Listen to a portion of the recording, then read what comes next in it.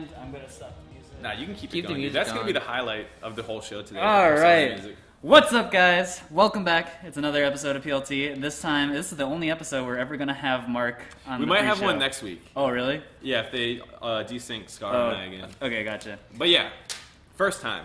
Mark's welcome to the show. Mike. I don't know what we do here. Actually, you never watched the pre-show. I heard it wasn't that good. God damn. Well, we'll see that in the YouTube comments, I'm sure. Yeah, the YouTube comments constantly are like, when does the actual analysis start? When does the white boy walk in? Yeah, we need the white boy. We need someone to relate to. We can't rely on these Asians and Mexicans. I don't know. I'm sure there's a...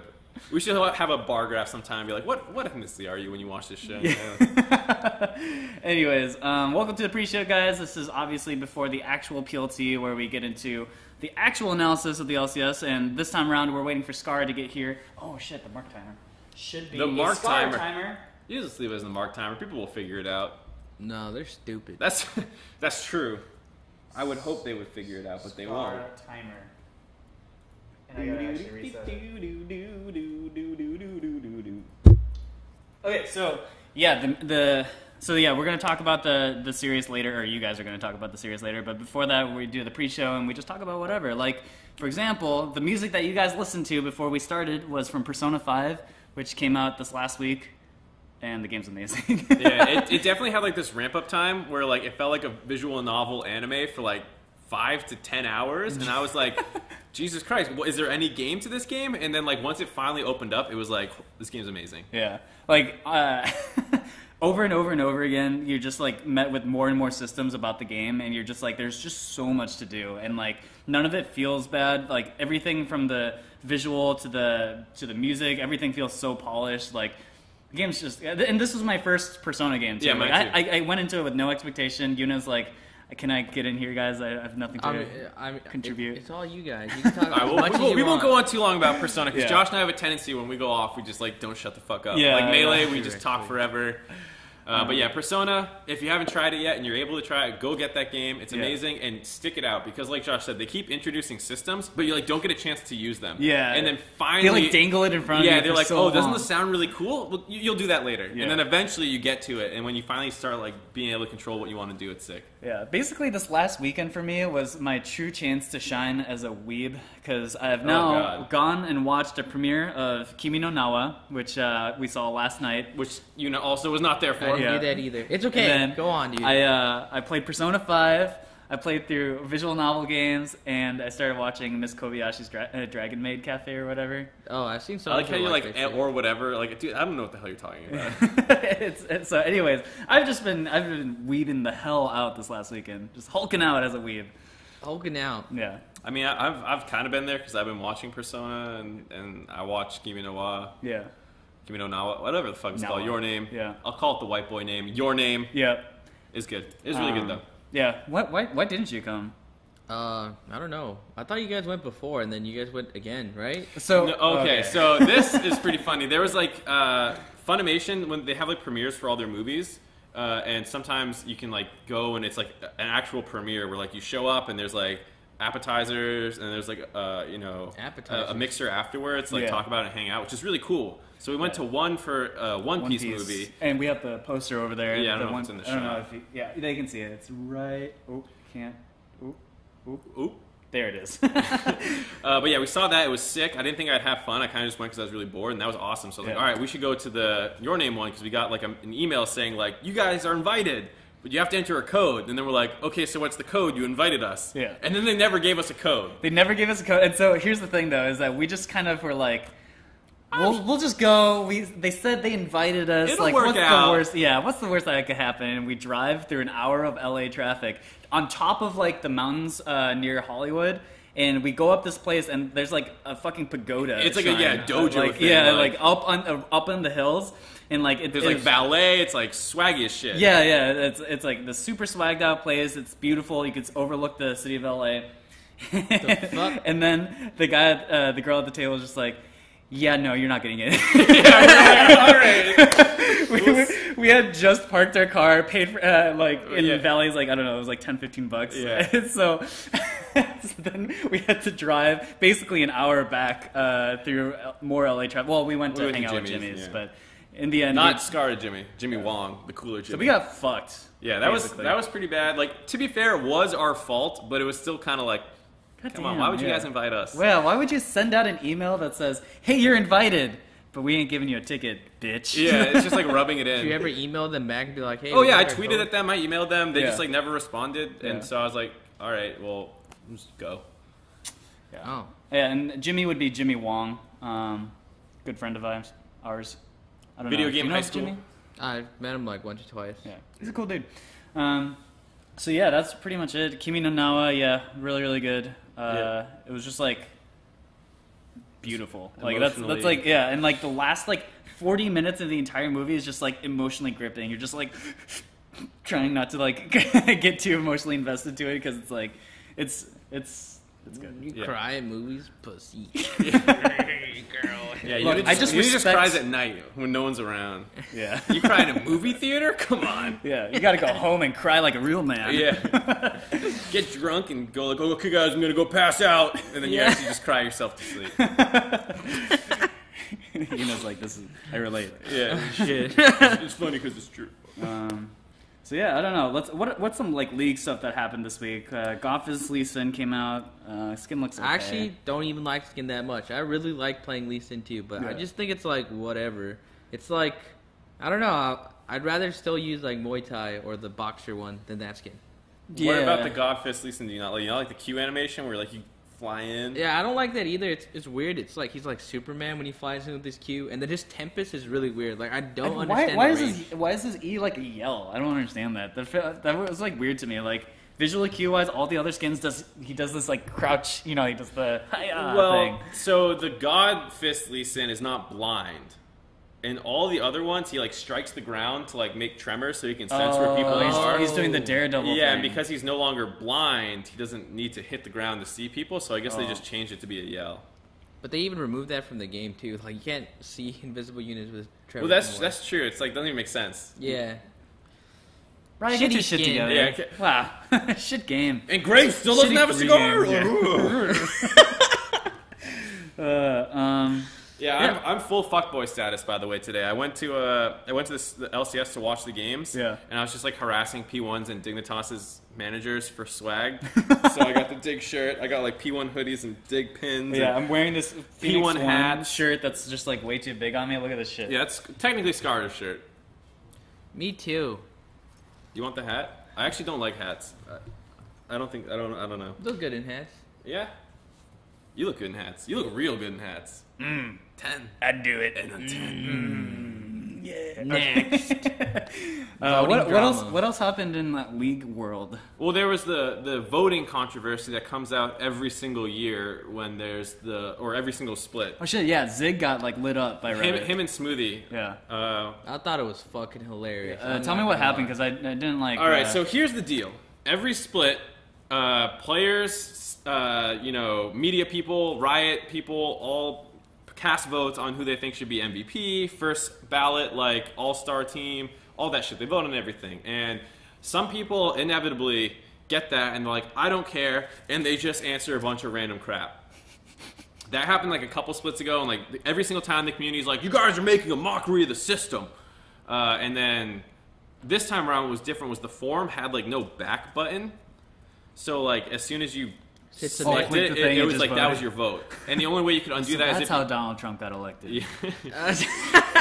Everyone's like, this would be fun. Oh shit. But yeah, so like you could message Riot to like go back or something. Yeah. So there was that kind of problem. Midas Fire, thanks for subscribing. Did we do that in the pre-show? No, I don't know. It just happened to be on the screen when I looked up. So. But yeah, Zig just like straight up trolled with his picks. Like he Pick everyone from TL.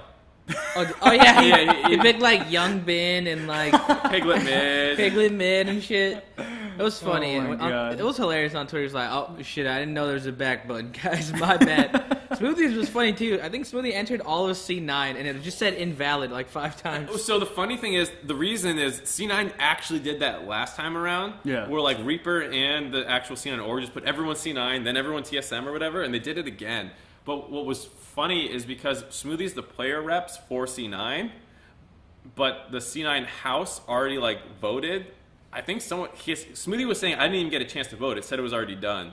So I'm pretty sure someone else on C9 just like filled the form out, and then like they didn't realize that like it counted for Smoothie's vote. So like Smoothie couldn't throw his teammate under the bus who actually did it. Yeah, yeah. So on Twitter he's kind of like, well, I didn't vote, but my bad, guys. I guess I trolled. So I'm pretty sure he just got fucked. I don't know if that's what happened, but like reading between the lines is what it looked like to me. Oh damn. I wonder who did it. Who would fucking troll? It's probably like Sneaky, dude. He's probably Yeah, like Sneaky, Gent, like anyone on that team. Do you see them taking it seriously? That's true. Like who's serious on that team? Yeah. Yeah, I guess you're right. How do they handle like all-star votes in like traditional sports? So they do it the same way. It's a third coaches, a third player, and a third media. Okay. Is generally how it works, and like that is fine. And like people always get torn apart in regular media for this stuff as well. Yeah. Where like, oh, this one guy, because it's public, like this guy didn't vote for LeBron James, and now LeBron James doesn't get a unanimous like MVP or something like that. Oh, okay. Like, and then they tear that guy apart. But like, oh really? Yeah, that happens all the time. And this time, like, I agree, like, you shouldn't troll. Yeah. But it's like, don't vote. You can decline to vote too, right? Yeah, you can decline to vote. And what was interesting was for the coach of the split, which hasn't been announced yet, Scarra declined to vote for coach of the split, which I didn't think of doing. Yeah. But in hindsight, I wish I did, because coach of the split is such horseshit. The metrics that people use for coach of the split are like literally the two worst things you can do. Which is like how the team perform. Yeah. Could be totally independently. It's just results oriented, right? Right. And then how was their pick banned?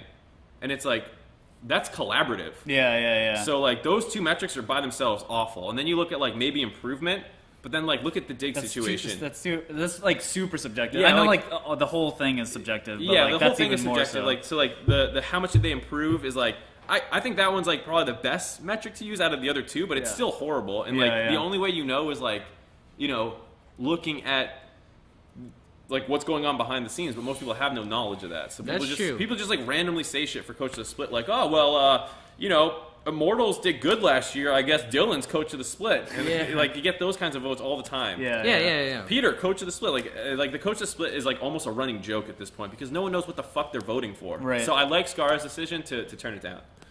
Damn, fuck the system, bro. Don't vote. Well, that's not what I said. Yes! Fuck you, Riot. This must have been a really slow week for League Legends. Like, considering some of the past weeks, we've had stuff like the Riot Light drama and like all that stuff. It just feels like a slow week.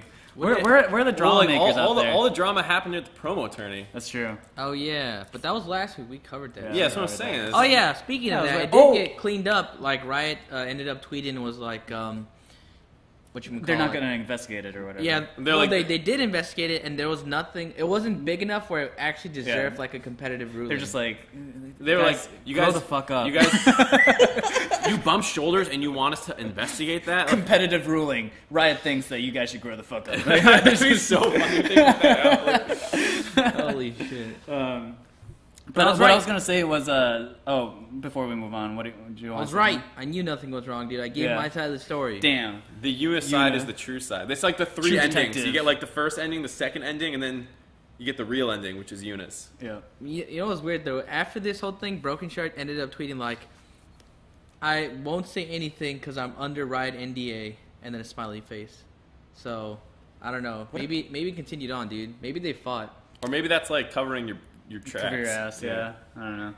Anyways, Rakan and Xayah was announced. That's a thing. That thing is... All right, so you're the AD carry expert here. Talk about Xayah. What do you think about her? No, isn't Xayah's the... Yes, I got it right. Yeah, or the AD carry, yeah. Xayah looks so cool. Her ultimate is like probably like one of the coolest mechanics I've seen in a while. It's like such a great like playability. You just like jump in the air, dodge shit, and then bring your like little spikes back. Yeah. And then Scarra's here already. That's entirely BS because... Wait, Scarra's here already? The ability to dodge assassin game. Yeah, dude. I thought you were gonna come flying in here, and then you just like open the door.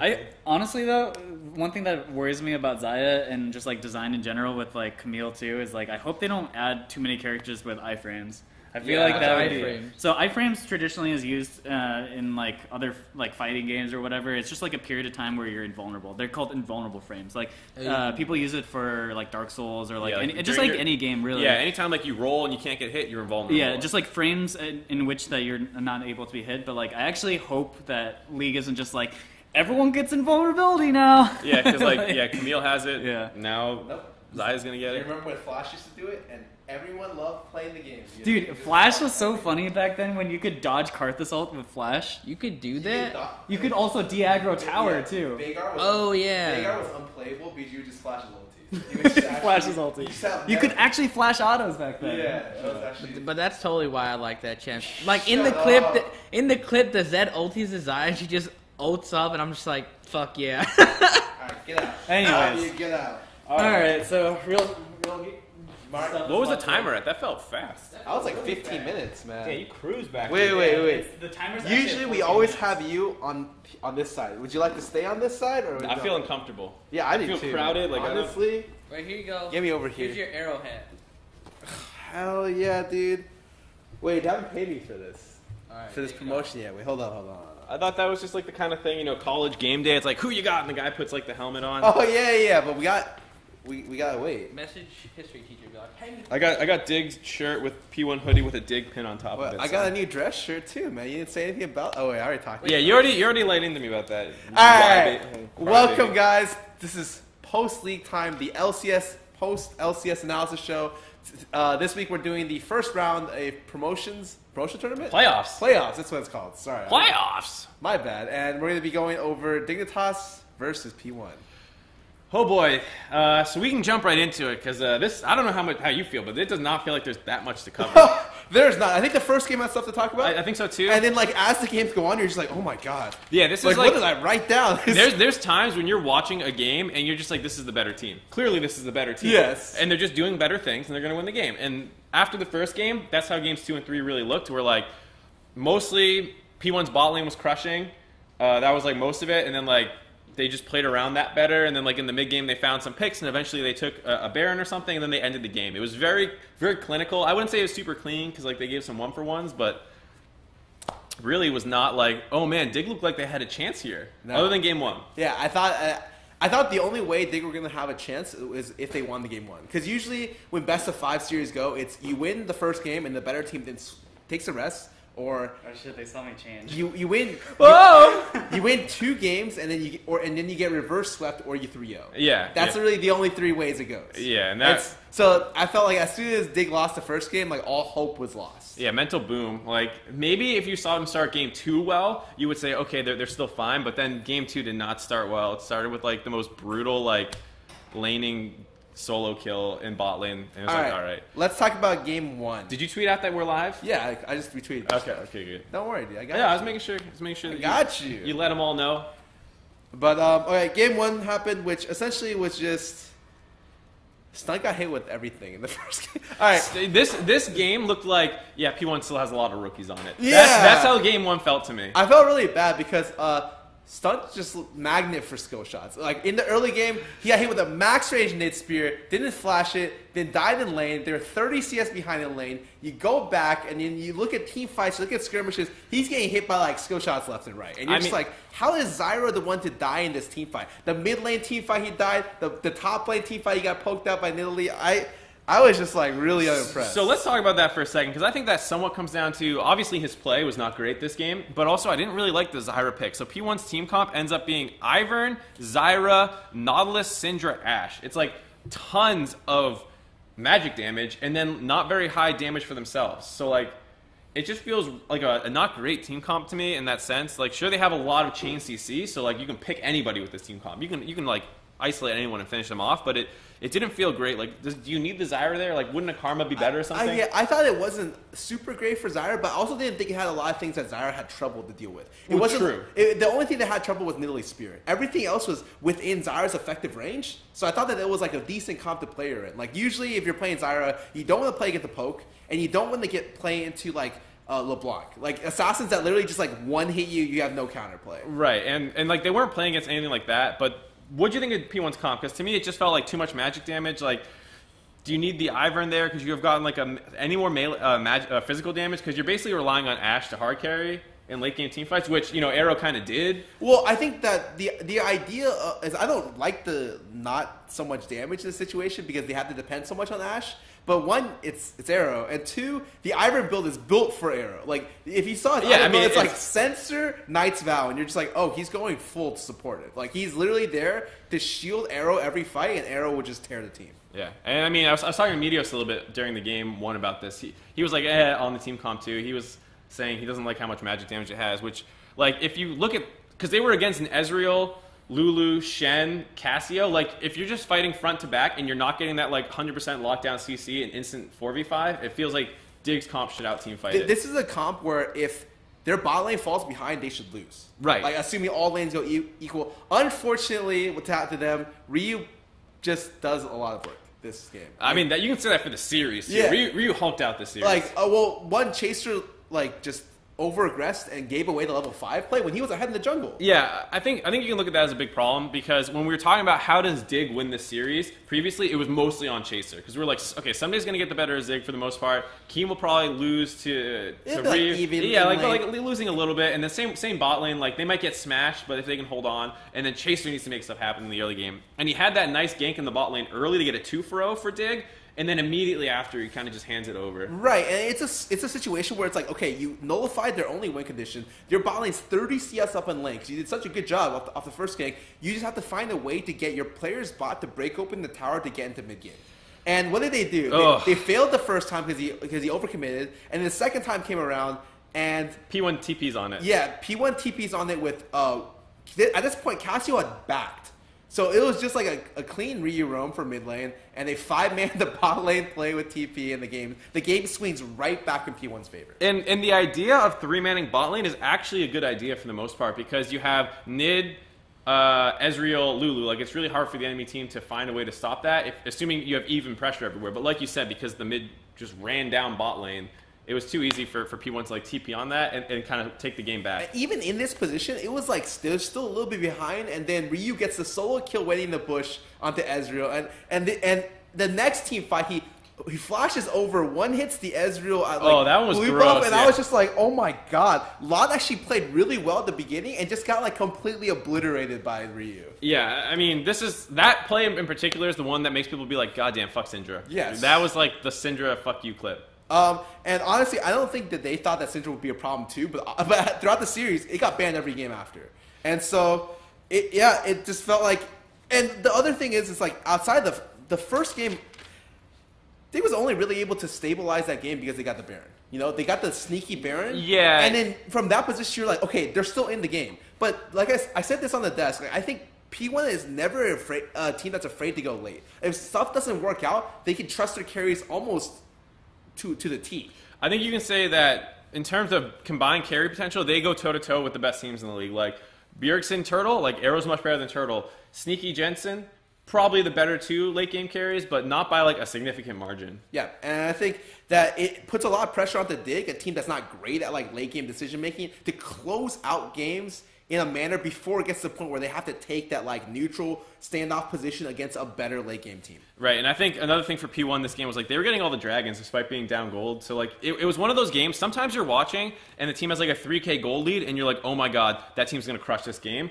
This time you're watching Dignitas like a 2 to 3K gold lead and you don't feel good about it. Like, the turret's not down 22 minutes in. They don't have any dragons yet. Like, they weren't doing anything with their lead. Yeah, I talked to Kobe and I was like, how big of a gold lead do you need in this matchup to feel comfortable as Dig? And it's like, I was literally looking at like a 3 to 4K gold lead. For me, it's less about gold lead and more about, like, what objectives do you have? Do you have double Infernal, double Mountain? Do you have, like, all the the inner turrets down? Because I feel like unless it's a monster gold lead, if I was a Dignitas fan, I'd care way more about that. Because if you're going like 2 to 3K down, 4K down, but you're still having to play really hard around Baron, I don't trust Dignitas to do that correctly. Yeah, I don't either. I mean, let's just move on to the second game. Well, there's one more thing, because this is like the start of what I think is a big problem for Dignitas over the course of the series is Laud.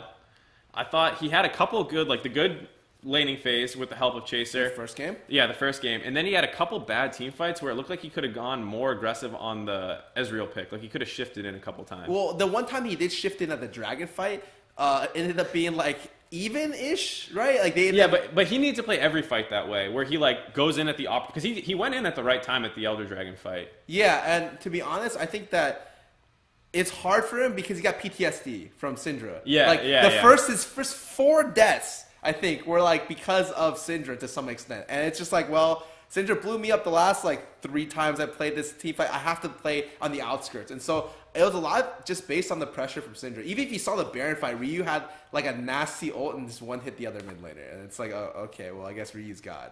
Yeah, that was basically a lot of the team fights. It was just like, well, it's a little close. Both teams are kind of hitting front line, and then like someone mispositions, and they land some CC, and Ryu kills them.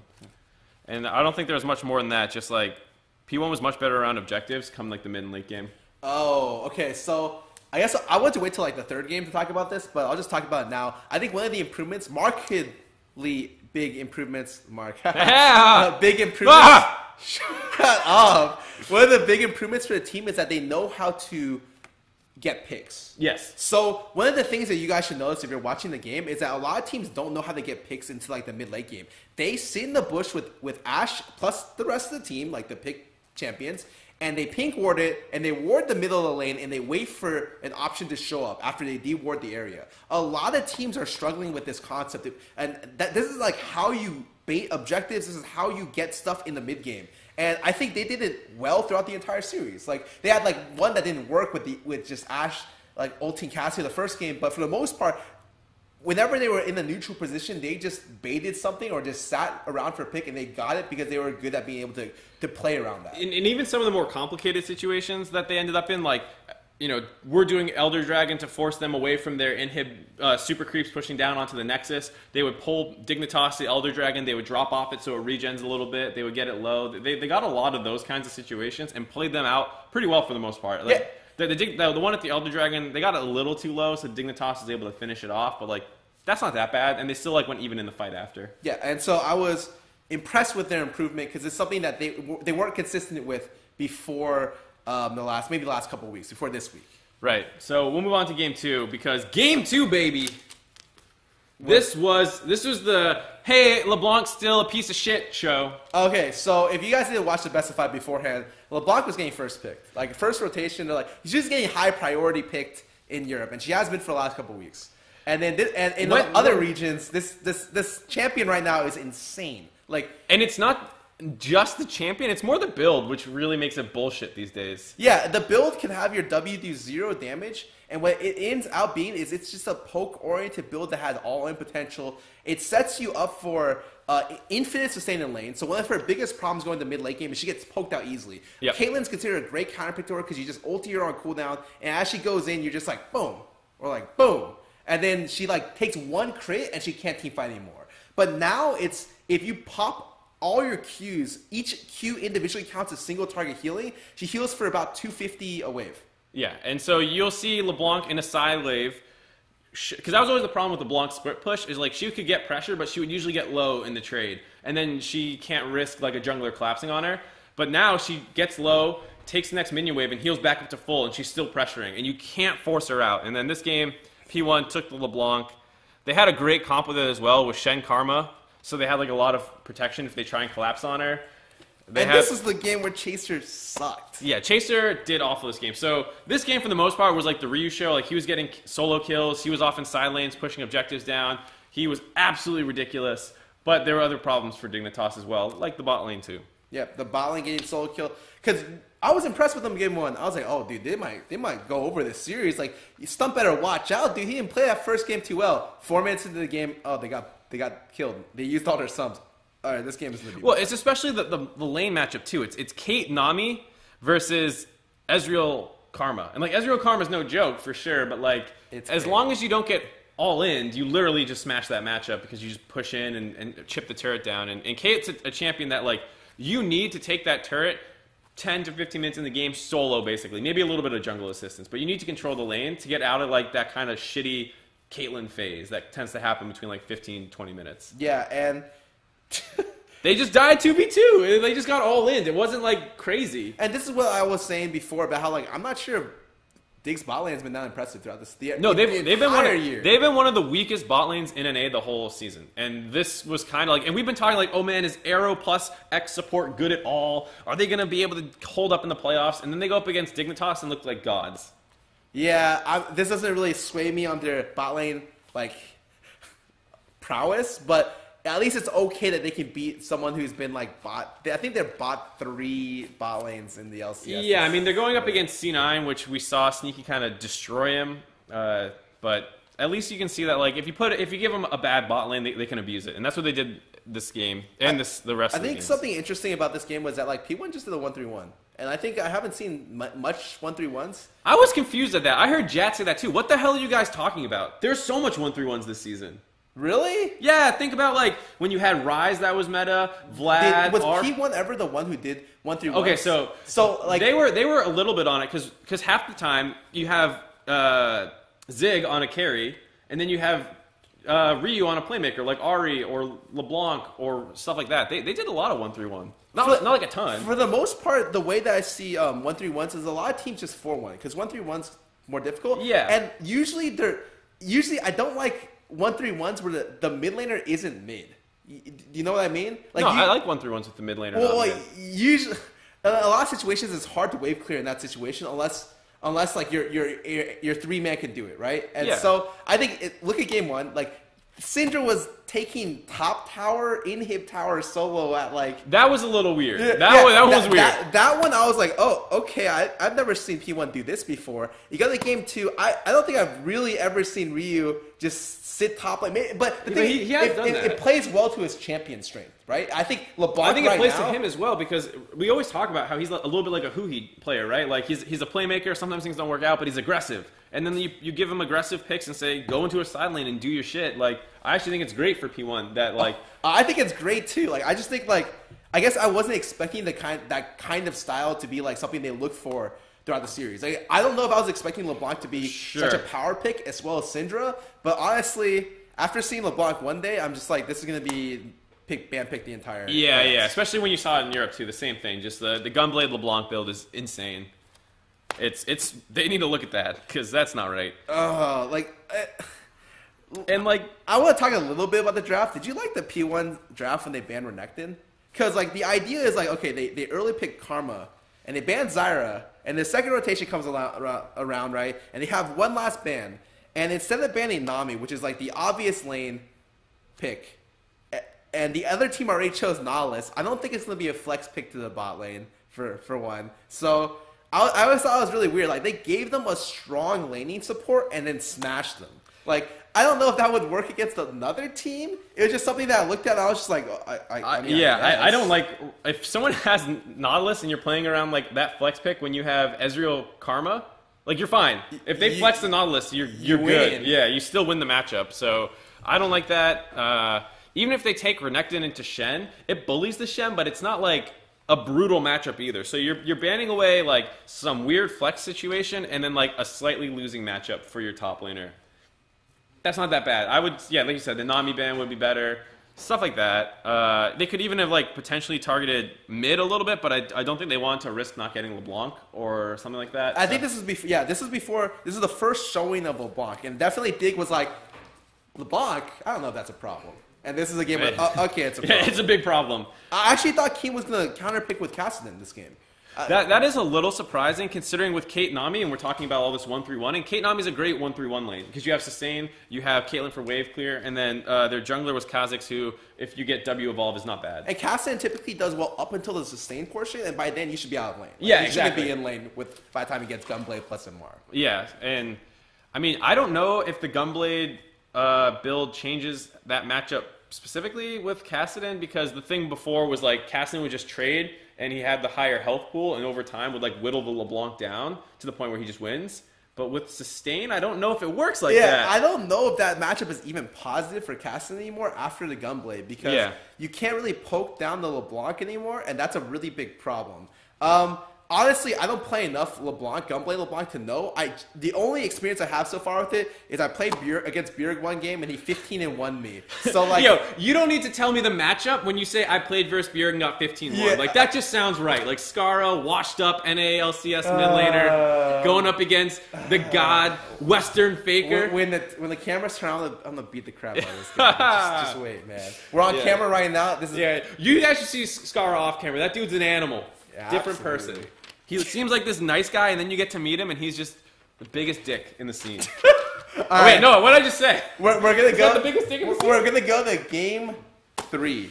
Yeah, all right. So game 3. They banned LeBlanc and Syndra. This is how I knew Dig was here for real. They banned both the mid laners they had problems with, and I was like, okay. And they picked their meta mid, or their kind of off meta, but meta counter picked to Orianna the Azir. And the entire time I'm like looking at this situation, I'm just like, well, did you like the fact that I felt like P1 had winning lanes a lot of the times. Like after the first game, right? Except for the one situation where they had Kate Nami and they lost, all the other lanes felt okay. And in this situation, I'm just like, well, Fizz is supposed to be Nautilus, right? Yeah. Ori beats Azir early, and like they left the 80 to counter break. And this is, I actually double checked on the Kate last pick? Yeah. It's Arrow's first Kate game of the split. Right here. Because the entire time I'm just like, is he ever going to play this champ? He took tower in 7 minutes. Yeah, so this is what we were talking about. Like, when you take Caitlyn, you're supposed to crush the early game.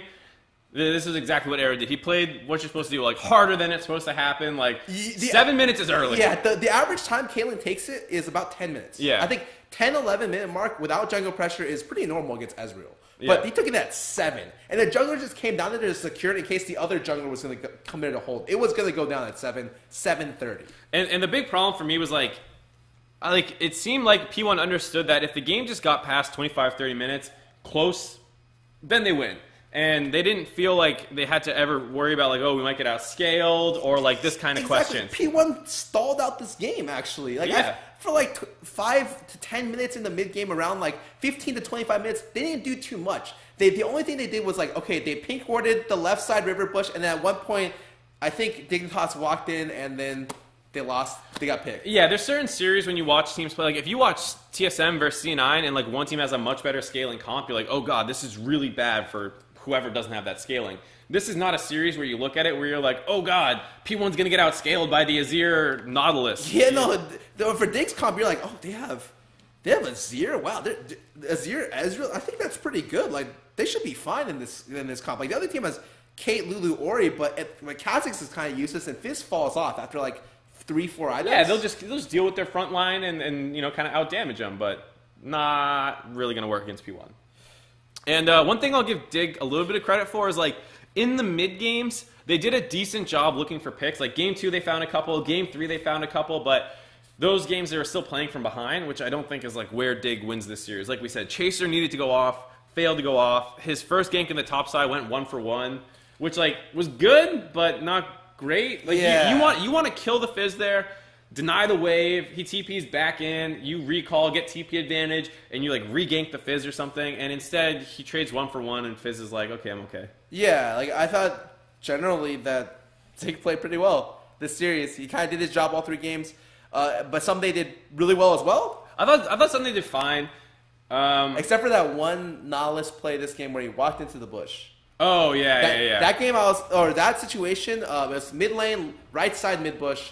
He sees him there. He hooks in, misses, walks straight into a Caitlyn trap, into CC, and then dies. Yeah, I mean, that was a problem. Like, and a lot of the picks actually that happened for P1 were kind of them just getting lazy. Like Zig just like recalling in a weird spot after they got a dragon, and then Dig kills him. And it didn't really feel like there was much of a chance for Dig to win this game, aside from like that one play in the bot lane where P1 was grouped up pushing around the bot inner turret, and they like overdive, and Zig gets like Malzahar ulted, and it looks like they might be able to turn it, and then Ryu just hits like a monster shockwave. In that situation, that was actually Dig's best play, because Someday eats the Fizz ulti and the Ori ulti, and he lives. Like luckily, it was very close. I think it's at 10%, 20%. He backs his TPs on. They don't have a great ward, but the TPs are red, and the problem is they waited 2 waves worth. The Ori shockwave cooldown came back up, and so that they was able to make that monster play. If you see what happens though, Zig dies instantly into Malzahar ulti. They get the flank Nautilus onto Arrow, and you're just like, oh, this is gonna play out perfectly. They got the best possible start to this team fight, like possible for a team that's down whatever. Maybe like 5-10. Whatever much gold they're down, and then I didn't even see the ball move like a little bit back off like the Ori reposition, but it does, and he just hits a 4-man shockwave. Yeah, so that was basically the backbreaker where like Dig was in trouble, but we talk about the scaling maybe being in their favor and all this like little stuff that might go their way, and then like that blows the game open. And it was still like not super clean. Like P1 was doing like this weird like split push with Zig like in the base while they're getting Baron, and like all this troll shit's kind of happening. But like that felt like they knew they won. Yeah, at no point after that period of time did I feel like P1 could lose the game. Yeah, like they would need to get aced at Baron, lose the Baron. The other team uses that to stall out inhibitors. The next Baron comes up. Dignitas kills them again, takes that Baron, and starts ending the game. Like, that's the only way Dig comes back, and that's so many fucking things that they need to do right that it's just hopeless. And that's not what you'd expect Dig to be able to do. Right, not when they've been getting outperformed in the late game. Dig's late game is not better than P1's, I would say. And that's pretty much the series for me. Do you have anything else you want to say? No, I mean, I think in terms of takeaways from the series that I think are important, I think we saw... This was not the best test for P1's bot lane, but they seem to have stabilized a little bit. The last week was really weird, where P1's bot lane looked awful, but it was against C9 and TSM, and the TSM series didn't really matter, and it was Shady's like first week playing. So there were like a bunch of these kind of mitigating factors, and you're kind of like, are we supposed to be concerned for P1's bot lane? You weren't quite sure, and then it turned out to be fine. And then, you know, Ryu, I think, is a little bit of a big game player. Like, the higher the stakes, the better he'll do. That's what I was thinking of. I was like, I remember his Worlds group performance. It was really good. And his quarters was A and X, so I can't really say that much. Yeah. But then, like, and he got smashed by Crown. So that's Crown. Right. He's actually godlike, so... I think Ryu's one of these guys who's just under the truly world-class players, but still, like, you know, pushing top 10-ish in the world. And domestically, that's great. What Yeah. the heck? Of course you'd want that kind of guy. Like, you're not... I'm sure P1 didn't rebuild this year, and they were thinking, okay, we're going to go contest Faker in the finals of Worlds this year. It's like, let's just try to get the playoffs first. Maybe we'll go, like, top 6 first split. Second split, let's try to get, like, top 2, you know? And we're talking about 3 of these guys are rookies. Like, Zig, Shady / Stunt, and then you also have Nori. Or not, Nori's not a rookie, but he's a playoff rookie. Yeah. First time in the playoffs, he only played one other split, not a ton of experience. So they looked pretty good. I don't think it was super high pressure where they had to deal with much. Like maybe the first game you saw the nerves crop up a little bit, but after they won that one and they had a good start to game 2, I think they really calmed down. But going up against C9, if they lose like a game or 2, do they start crumbling? Actually, do you want to start talking about C9 a little bit? Or do you have any moratorium for Dignitas that you want to, you know, their season's over, we're burying them. What do you want to say? We're putting him in the ground. You want some last words? I think that if I would like to have seen the team from the very beginning with Cop. You know, Right. I think they did improve going into playoffs, but it's like there's only so much you can do with the team at last minute. And I think that generally Chaser looked better especially way better in the last half of the split. Yeah, it kind of sucks his playoff form reverted. Yeah, because I wanted like week 7, week 8 Chaser who looked like really good. I didn't get that. I got like let me get leashed by Ori ball game 2 and then like that was so weird. Oh, it was bad. He fell so far behind game 2. Ooh. And then and then the worst thing is Wait, did you see Nori's Padrinovsky play? Oh my god. Holy shit, the Padrinovsky, if you guys don't know what this is, it's this legendary clip of the greatest Graves ever. You should Google it. Padrinovsky, it's amazing. He just goes in and misses everything on Graves. And then Nori kind of did a cosplay of that during a bot dive and then almost died. That was a situation where, like, if you're Chaser, you feel more depressed because you're just like, I'm getting counter jungled by this guy. Yeah, you're Look at what he just did. Like, does this guy play Graves? Like, sure, Nori, you have some good pathing in this game, but, like, you can't play the champ. Yeah, it's like I needed my Shenno for my top laner to save my ass, or else I would have just, like, given back the early game to them. Yeah. Because, like, that was a dive that should, like, end the game. Yeah, that blows Because their bot lane was winning 2v2. You bring your jungler behind. They're all low. He just needs to hit his shit. Game over. And then he almost feeds a kill back. You're like, easy. Okay, so by game over, Mark means that essentially that's free first tower. Because you still have Shen ulti on top of that. Yeah. Nami dies. The AD at best leaves the tower low health. Yep. And you just 3-man the tower to get first tower. But what happened was something.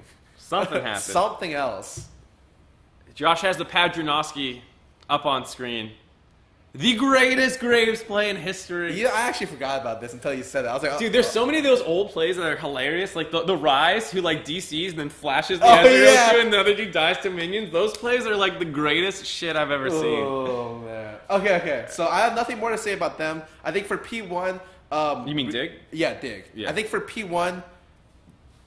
Ryu played really well. Like Ryu for me has been under the radar. Again, I don't think he lanes super well, but I think his laning is good. And I think Keen wasn't a great test for him, honestly. He's a person we have put at like, I personally have put around like 4, 5, 6 tied in that slot. Keen? No. Ryu. Yeah, okay. And so because of that, it's like Keen is someone that's like anywhere between 10 to 5. Yeah, I mean, we talked a little bit about Keen, and I think he's someone who gets a little overhyped because when he looks good, it's like, who is this guy? He's crazy. How does he come up with these plays? And then that makes you forget the other 75% of the time. No, and then you say the same words. Who is this guy? Jesus, he's crazy. What the heck? Yeah, in like the bad way. Yeah, you're just like, ugh, can we lock this dude up? But like, you don't remember those quite as much as his highs for some reason. I think it's because he's a cute boy, and people have that kind of a, you just assume that because he's nice looking, he's a good guy. You ever hear about that? Like the people who are better looking have like easier success stories in life. They like proved it. Yeah, it's like scientifically true. That's basically what Keen used to be a model. Did you not know that? Oh, I knew that, dude. Yeah. What? Well, of course I knew that, dude. People were just like, "Hey, do you know Keen?" I'm just like, I mean, I guess I do. Like, give him my number. I'm just like, holy shit. Yeah. In like a serious kind of way. Yeah. So I don't know. Either way, Keen's inconsistent. Bot lane's not good. Chaser's a little hard to get our Oh my god. What Kibler say? I definitely have an easier time in life. Yeah. Jesus, Kibler. Kibler, get out of my show. Trying to make this about you? Yeah, We're talking about NA playoffs. Not about beautiful Magic Hearthstone players. Okay. So, I'm good with P1. Yeah, I don't think we have too much more to say. This transitions to the other matchup.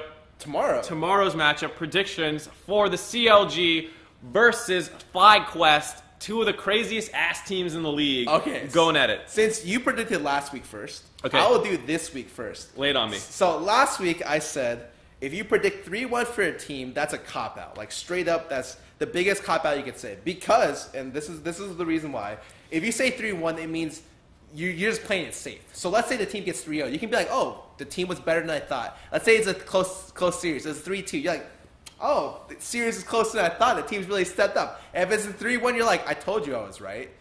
And so for this series, my prediction is it's going to be a 3-1 for CLG. Now, don't get me... Second time you've done this. Both quarterfinal series, Scarra. But, okay, so the last series, I didn't have a good excuse. It was just the feeling that it would be a 3-1. To be fair, I think we both pitched out on this. Like, we know P1 was going to win. We know they're a better team. But, like, I thought they would lose the first game. I thought there was a chance Chaser did better, Oh, yes, exactly. So, okay, the CLG matchup, I'm just saying...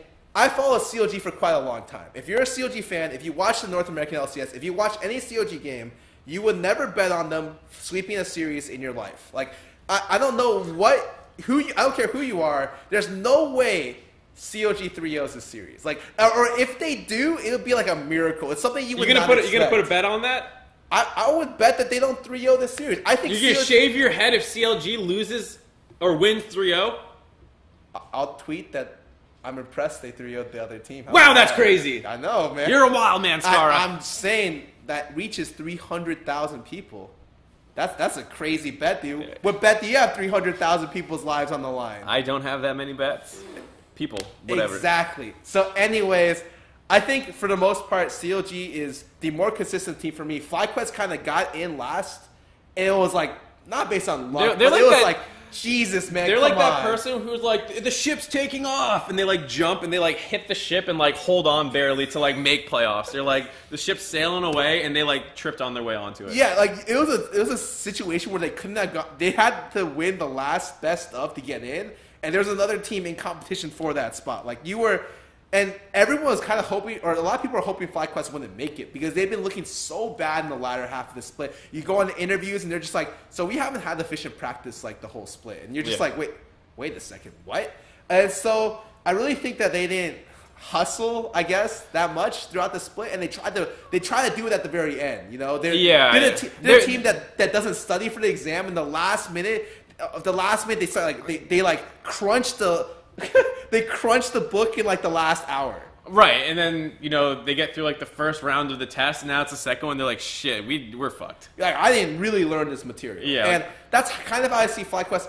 I think they'll take a game, and maybe not off the fact that they're they're playing well because they could be playing well. They can take a game. I think it's gonna be off the fact that CLG just will lose a game. So the reason, if you guys don't know, the reason that Scarra and I are like CLG is gonna lose a game, they're 100% gonna lose a game, is because they have gotten aced so much pre 20 minutes. Like somehow this team is grouped up in the enemy jungle and all dead again. Like it happens all the time, and so like there's no way that they like don't do that once over the course of a series. And that's why we're like, they're going to make one play where they're all like, yeah, we got to go hard, teamwork, power of friends, and then they're all dead. Yeah, and so, like, I trust CLG to the degree where I think they're the better team, and they'll win this series. But to trust them they'll 3-0 the series, CLG is going to personally need to pay me more money for that. Like, right, and the reason we're so down on FlyQuest, if you didn't know, in the last 11 series, FlyQuest is 3-8, and CLG is 8-3. So as much as we kind of harp on CLG being like horribly inconsistent, they win. They win at the end of the day. It's like the opposite of the Envy problem, where it's like, man, these guys' early game is insane. Every single time, it's incredibly consistent, but they just can't win. Yeah, in fact, CLG's strategy right now could very well be get aced and then win the game. Yeah, they're training. Like, how much can we fuck up and still win the series? Yeah, and so you trust like the late game decision making to the extent, and if they 8-3 with Joey. Good point with Joey. Yeah, 8-3 with Joey. Wow, I forgot about him. The superstar substitute. Yogi! So yeah, CLG, the other thing I like about CLG is they have like a lot of different styles I think they can play. Whereas like, you know, for FlyQuest, it's like, what do they even do well at this point? You're not really sure. It's like Balls is a good tank top player who can play a Rumble, and then mid and jungle play random shit and bot lane loses, right? Whereas like, for CLG, you're like, well, Darshan can play tanks, and then he can kind of pull out like a Trundle split push style. Huhi mostly at his best on playmakers, but if you stick him on Orianna and want to play like a bot lane centric style, they can do that. And then Smithy's pathing's good early, though maybe he's struggling a little bit. Like there's a lot of different stuff you can look at this team to do. And this is a meta where the AD position is very dominant. They took a lot of the power away from the jungler and put it to the AD role. And yes. So you're looking at a team with like Stixay, which I put as a top 3 AD carry. I think at best you argue he's top 4. I think he's top 3 though. Yeah. Okay, yeah, and so he's the type of player. This is assuming no double if top 3. Right. This is literally the type of player where you give him Lucian.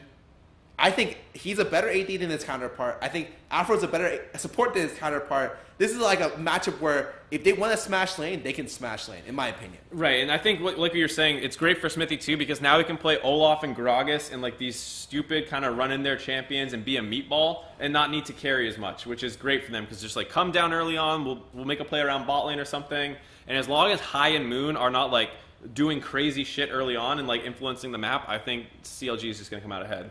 I think I'm most impressed with Darshan's improvement the last couple weeks. I think if he had this level of play the entire year, he'd be like really far up there. But he improved to the point where like it's like, wow, top 5 top laner, you know?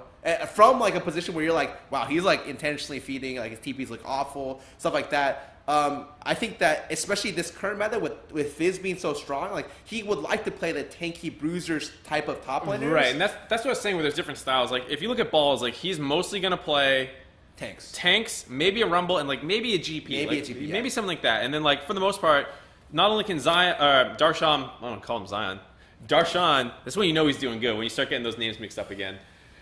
He can play the GP, he can play the Fizz, he can play Trundle, he can play Poppy, he can play Nautilus, he can play Shen. Like he'll play anything in the meta and do Fiora, well. Yep, he's got it. So I think that's a huge advantage that they have. And then I think coaching is something we can talk a little bit about because even though I just ranted about how I don't really like evaluating coaches, CLG does have really good early game plans for like the level 1 through like 5-minute mark where they seem to know exactly what they want to do to get like their early advantage. Yep, and I think they're a team that good coaches should show in level improvement of a team over time. And while FlyQuest started out really hot and then regressed or like got worse, I think a lot of that came out in their interviews later in the split where they're just like, we weren't having efficient practice. And like a lot, when I hear that, like do I put a decent amount of blame on the coach or the coaching staff, because it's like, if you're not having efficient practice, whose fault is that? Yeah, and probably the coach. You can say it's sometimes the players were like, they just got too full of themselves, and like the coach was like, hey guys, we got to blah blah blah, and all the players were like, fuck you, I don't care. That's true. And like that they could all have drinking problems. Yeah, right. that could all happen.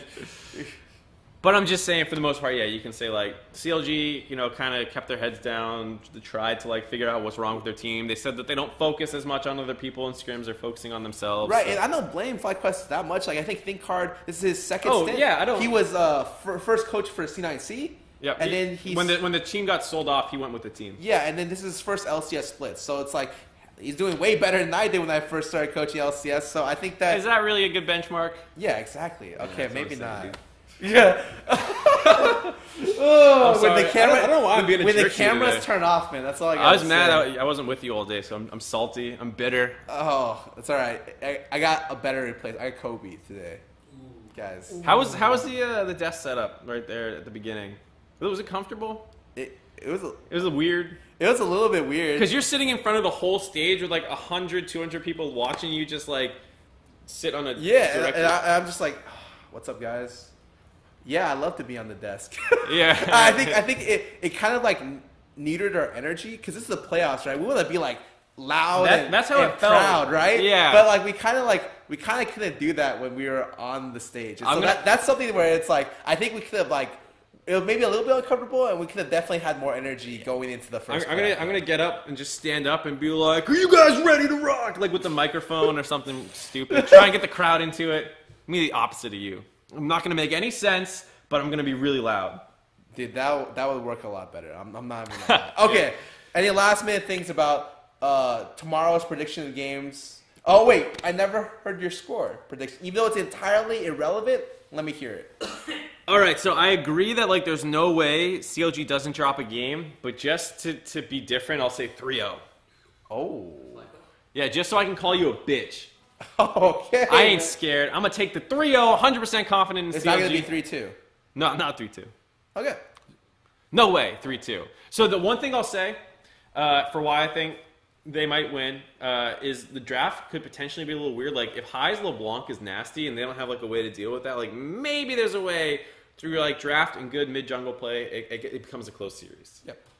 So to conclude, he's saying 3-1 CLG. I'm saying 3-0 CLG, just to be different. Mostly because we feel like FlyQuest has been on a downward trend. They don't have too many strong players. And they don't have great shot calling mid game. Anything that really works well for them when stacked up against CLG.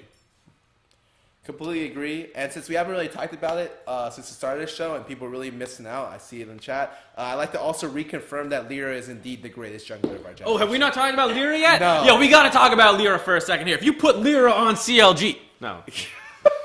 That's going to do it for this episode. We're going to do a QA session, though. Are we? You want to do a QA session? We're doing QA? It wasn't put up on the topics, so. Might be. We don't have to. It's okay.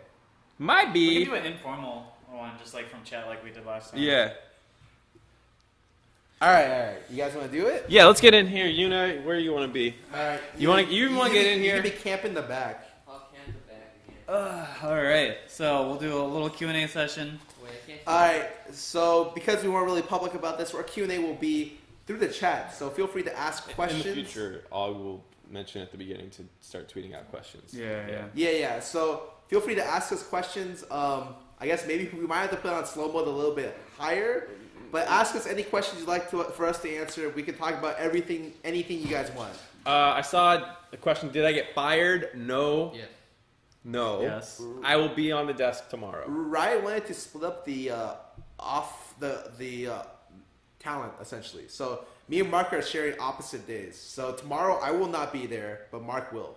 They don't want too much attention on the analyst desk because we're just so handsome. When we're doing the analyst desk together, no one watches the games. It's like the opposite problem where like usually the game ends and everyone goes to the bathroom. It's like analyst desk segment, spank sesh, and then you come back for the analyst desk again. Say what? Spank sesh? Yeah, you have a spank sesh during the game. I've never actually heard that term. God, you're a young naive boy. Yeah. You'll learn about it in a few years. A few years Sesh, bro. when your balls drop. Yeah. Okay. What team would you rather have Lyra on? You're gonna read that one. I don't know, dude. It's like I'm just reading what I can. Yeah, sure, man. It was a short. If you guys write Lyra on any of your questions, No, it Mark was, will it was, laser it was point a short, into it was a short question. I can't read fast, and I saw Lyra. All right. How many spank sessions you've had for Lyra? Huh? Yeah. Be honest. Dude, I lost Dozens. count. Yeah. starting like week 5 was just my wrong. We talked about how on TSM I think he'd be nasty. Actually. Yeah, TSM would be incredible with ᵐᵉ. Yeah. CLG has potential to work well with him. Yes. FlyQuest. Everyone's just spamming ᵐᵉ now. Yeah, all this shit is ᵐᵉ. Dude, if you guys keep this up, like Michael had to go, clean himself off. So. Yeah, like I might need to take a moment. Yeah. Talk about the All-Star team. Wait, okay. I have no problem with it. I thought it was right. Yeah. I thought it was pretty much right. It was ᵐᵉ, ᵐᵉ, Jensen. No, it's Bjerg. Bjerg, Arrow. I think Smoothie. I think Yeah, that sounds right. I would make an argument that Jensen throughout the season was really good. Up except for the 1 week, and I said this on my stream already. There was everyone. The only week that I think Jensen played really bad, he played terribly. He made Piglet look that's how bad he was top-tier playing, was that he mid-laner. somehow bamboozled us into thinking that Piglet like was a god. we not even a god, like that Piglet was gonna work out at all mid. Yeah, and I think outside of that situation, like he's been playing exceptionally well. And I think that Bjergsen, just because his last 2 weeks he had like extreme carry performances. Like his Vlad, you like, think about his Vlad like proto belting under turrets and one shotting people. Yeah, exactly. That people tend to have like very strong recency bias for that player. They don't remember his Jace games in like week 3 when he was like running around the map doing nothing. The Talon game where he has a lead and suicides bot lane and then throws his lead. Like I remember that shit. Like yeah, I remember his early performances. Like there's a reason TSM went to a lot of game 3. Some of that was because Sven hardcore inted half the games, and the other part was Bjergsen had a lead and then threw the lead trying to do some stupid desperate play. And like, I still agree that like Bjergsen's a more complete player than Jensen. oh yeah, I'd take him for any team first, but I think throughout the entire course of the year, I prefer Jensen had more carry performances. Yes. Did he spread his lead around as well as Bjergsen did? No, but he generated more leads and had better late games. If the awards were best player in position at the time of the voting, Reignover would be in my top 4 junglers. Yeah, I didn't put him in for that reason because he was so bad for the first 6-7 weeks. Terrible, but right now I think Reignover's a monster jungler, but he doesn't get my vote because it's supposed to be like the whole thing, right? And I know a lot of people. Seem to struggle with that. Like I hear, like, oh man, Arrow struggled week 9. I was like, so Hauntzer sucked ass at Rumble like week 4 and like died. Like impacted the same shit. Like they were like training each other to be horrible at Rumble. You remember that series when they traded the Rumble pick? Like, oh my god, that was so bad. Yeah, I don't know. I think if you go back and rewatch the performances, like everyone looked bad at different points. All right. All right. How would a team of all the top streamers do in LCS? You take Cutie, Scarra, Dom, I think Boy. Dom and Cutie and I don't know so much about Darius. He's close, probably closest. I think Dom and Cutie are actually good enough to be in LCS. And then Darius is like depending on his mood. I feel like he plays a lot better if his mood's in like if he like ate at the right time. Like I don't know, he got a good night's sleep. Yeah, he had a good night's sleep. He like saw his girlfriend when he woke up. Like depending on his mood, he like plays super well. And then you mean like the get fucked Darius is like beast. Yeah, and then like afterwards, it's like I'm not sure who else is like actually good. Like, well, so the big question is support because there's no like support streamers. No, wait, there isn't. Literally, well, there are. Wait, who? Who's like a Bunny? Oh god. Oh yeah, Bunny's actually the top support streamer after Afro. So can Bunny do it? No, that's. Come on, dude. That would be where the team struggles because. Just put a mid laner to support. I swear to God, roll swap someone. I'm actually serious. Cool. Flame bros. ᵐᵉ is not like he's technically right. Yeah. We're talking like full time streamers, right? Like, I think Darius would struggle just because like the NA top pool is like really beast right now. If he had like a full split back, maybe he'd be all right. But I feel like he would struggle the first part of the split. You'd probably struggle a little bit. Oh yeah, I think right now my skill's not. Would you rather go support or Void go support? Let's take one of the mids and put think I would be better at support. Yeah, because like Void is just sometimes too hyphy. Like it's hard for him to like control himself. I feel. But you can put him on Malzahar. Yeah. And he's like gonna press WE flash arm, be like the boy's going off during like during the Malzahar. Yeah. I feel like, but then like that'd be one game, and then after he wins with Malz, he's like, no, wait, guys. I know we just won our game with Mouse. We just beat Akali SKT. support. They're gonna pick Mouse now, and my counter is a Akali. What do you guys think about that? Okay. Team's like, no, please don't. Yeah, All right, I'll lock it in. I swear to God, dude, it worked out for us against LMQ. Just let me play it. Game 5. Oh god, yeah. Hey, it's the Like kid. that's what I think about Boy. Like I think that like it's hard for him to control himself. So you need like someone who can help him to like gain vision on the jungler, so that when he does pop off and tower dive past the tier 2, you like at least have enough vision so that he knows the jungler is not also. But maybe gonna that's do why it. you stick him on support to like limit a little bit of that. No, I still agree. I think put You Scarra. support and then Boy mid. Yeah, I And think so. where would that team be from like 1 to 10? 9. Better than FlyQuest. They might be 10th. Maybe. Think about it. Envy's 10th. Ooh. That's true. They're really good. So the question would basically be like, can Dom do the Santorin? I think Dom's better. I actually Than think Santorin. I think Dom's actually really good. So you would actually take them over Envy then, because I think GCU, like if you took Santorin's performance and gave him like a not getting smashed bot lane, probably wins that series. So that's what I look at. Is like, are you guys better than GCU? No. Yeah, no. call me the next Kiwi Bot, kid. is your bot lane better than GCU's Call bot me lane? the next Kiwi kid, dude. Let's go. Me and the pie. Wait. Versus Mad Life and Mash, right? Me and the pie. You guys might not make LCS. All right, let's get some more questions up in here. Blade of the Rune King Ezreal. I was talking with David Lim a little bit about it. He said Piglet was trying that build out before, where you go tier Bork. All right, let me put it this way. I'm serious when I say this. Bork is heavily overtuned. And if you can build it on a champion that is physical damage and can scale with attack speed and AD, you could probably build it. So for instance, currently there are Graves in Korean Challenger right now trying Bork Graves, second item. Oh, yeah, I heard about that There's shit. Ezreal first, tier Ezreal first, there's Caitlyn Rush Bork.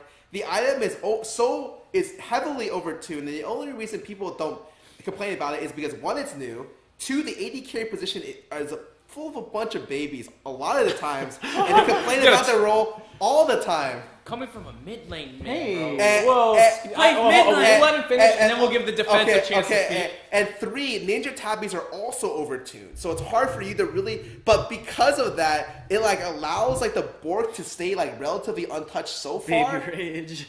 And so I think that You want to know the problem? Bork is crazy. You want to know the problem with Bork? Mid laners don't build it. yeah, Otherwise, Scarra wouldn't give a shit. no. Yeah. Oh, I have found out. Yeah, I yeah. have a real problem reason. with Bork just because it's too good. It's like I actually think if it'd be like Bork is like Gunblade if Gunblade was a little bit cheaper. Sure. I think Gunblade's actually really good. The defense?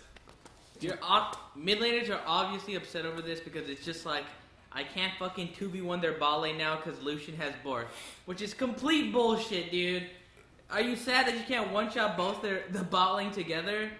I feel like that Usually I Bork, think- even though I do agree Bork is overtuned, you still need to fix other items before you can. No. I You're think like, fuck it, you're I back think, in the dumpster. I think if you nerf, like whatchamacallit, Ninja Tabby, and Tabbies then are you just- touch Bork like maybe like gold cost by 100 or like maybe 150. I think it'd be a lot better. Light Bork touch. Just touch Bork. Nerf Ninja just a Tabby. little- Just little like- light do tap. it. Yeah, like and you're so- sneaking and past so them and I don't your mind hand it. just grazes the butt. What is wrong with you guys?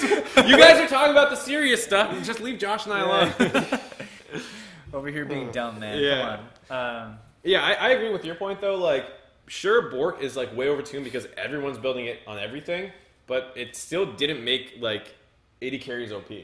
Yeah, you Yeah. still can't play like half the 80 carries in the game because, like, try playing like a Jinx or like. I think a Yeah. lot of that's just Tristana. because the meta is like so early game focused that like you can't really do that, right? It's not too much of those. I just think it feels really bad when Nihilus comes TPing in with just like a Cinder, Like and Ninja Tab Tabbies, like and a you like Ruby literally Crystal, can't hurt them. and you're just like, well. But Bork allows you to sustain it, so it's not as bad. Right, but that's No, I'm serious. that's Okay, you get Guantanamo or another max like security prison. Which one do you choose? I The think like, one where if I you don't had like get my Rifle Squad or Poison? Like, 80 carries have no early game itemization right now, but Bork. And like Yes. and the only other thing that came close to that before Is was Young. lethality. Was Young moves. Yeah, and And that that was was even- overtuned as well. Yeah. that was dumb too. Oh god. Varus every game. That was not You fun. don't even hit the tank. You shoot the Q through the Nautilus to try to hit like their AD. I was just like, this is so stupid. Yeah. All right, next question. All right, let's see what other questions we got here.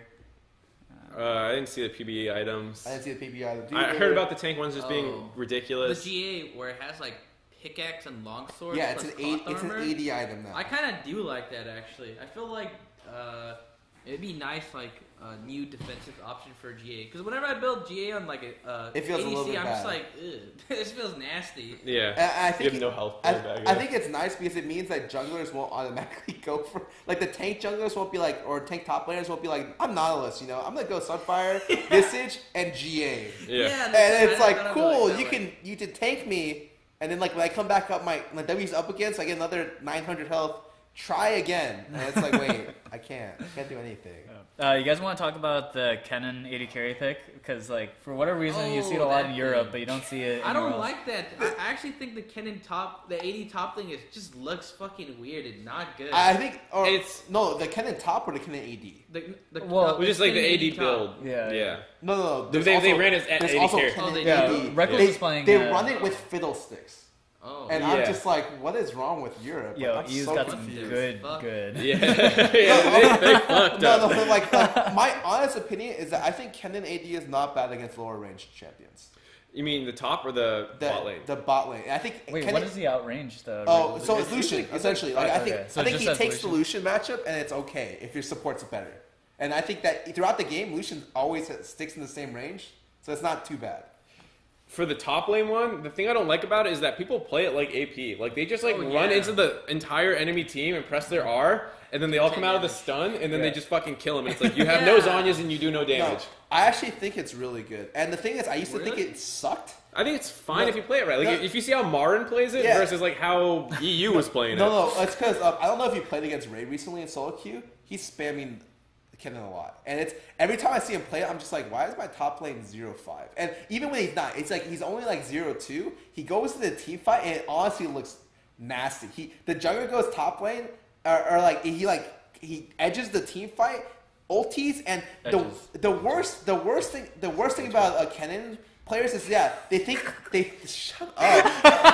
Scarra's trying to be so serious, and we're all just like, yeah, edge me. Yeah, edge me. It's so good. Senpai. Oh my god. You were saying? Yeah. Yeah. Can you keep it together? The worst thing about Try to keep it serious. Kennen is that you can't auto attack where you're eating, and so like you said before, they pretend they're AP, so they go in for the gigantic stun. When what you're supposed to do is you just walk up with auto, you right click someone with ulti up, and you just auto their ass down. And I think that like a lot of people just suck at doing that. Yeah, so you're like, you can pop your R and like try and run at people, but don't pop your E because then you're doing can't nothing. auto You're not. it. Yeah. I know what you're saying. Even then, I still don't like the TP Kennen flanks. It's like you're literally just another marksman. Yeah, like you can't. But I think as a split push threat and against tanks, he's good. Like, Yeah. It's for hard sure. for the tanks to even kill him. Like if it's like a tank plus a jungler, if you get like a little bit ahead, you just maul them. Right, we're talking about how good Bork is these days. Like Kennen abuses Bork super hard. Yep, Bork Hurricane wits and just Ding, ding, Kill ding, someone. ding, Yeah, ding, kill ding, someone ding, instantly. ding. All right. I think we should probably wrap it up. Yeah, we're getting a little loopy. Yeah. So, yeah, that's it for the show today, guys. Tomorrow we are doing the same thing again. Who plays tomorrow again? FlyQuest and CLG. CLG, yeah. So come check us out after that series ends. We'll have Scarra back on the pre-show. Mark will be busy again. So yeah. Yeah, Mark will that's be on the pretty much desk. I'll be on the pre-show. We'll be joined with our lovely pre-show cast Yep. here. and Minus this guy. And yeah, so be sure to follow our post-league time social media stuff, Facebook, Twitter, Instagram. And especially our individual Twitters. Yeah. Xell tweets, the MarkZ, based Una. Scarra. All right. See you guys tomorrow. Yep, Yeah. see you guys. Thanks See for you guys watching. tomorrow.